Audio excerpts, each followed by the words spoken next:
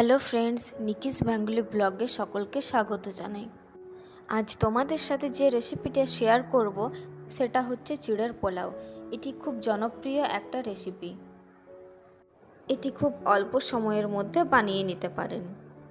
ফরচুনের এই চিড়েটা আমি ব্যবহার করছি। চিড়েটা বাটিতে নিয়ে নিয়েছি, এবার জল দিয়ে পরিষ্কার করে ধুয়ে নেব।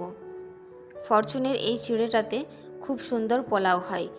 বাড়িতে এই চিড়েটা না থাকলে দোকানে যে মোটা চিড়েটা পাওয়া যায় সেটাতেও খুব ভালো হয়, তবে পাতলা চিড়েটাতে খুব একটা ভালো হয় না।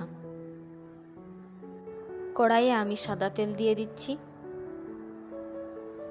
তেলটা গরম হয়ে গেছে, এবার কতগুলো কাঁচা বাদাম এর মধ্যে ভেজে নিচ্ছি।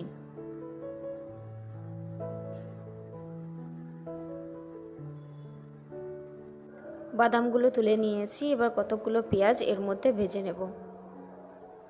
এই রেসিপিটা বাচ্চা থেকে বড় সবারই ভালো লাগবে এবং বাচ্চাদের টিফিনের জন্য আর বড়দের লাঞ্চের জন্য প্যাক করে দিতে পারেন।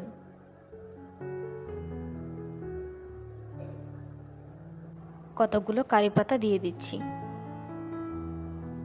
সামান্য পরিমাণে হলুদ দিয়ে দিচ্ছি। এবার সবগুলো ভেজে নেব। ভাজা হয়ে গেছে, এবার ধুয়ে রাখা চিড়েটা এর মধ্যে দিয়ে দেব।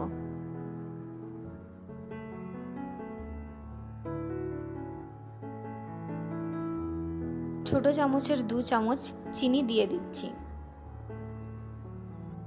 আর সামান্য লবণ দিয়ে দিচ্ছি। এবার সবগুলো মিশিয়ে নেব।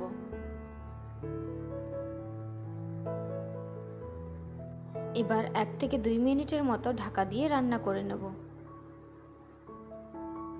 ভেজে রাখা বাদামগুলো এর মধ্যে ছড়িয়ে দেব। আমার এই ভিডিওটা ভালো লাগলে লাইক, কমেন্ট অ্যান্ড সাবস্ক্রাইব করে দেবেন।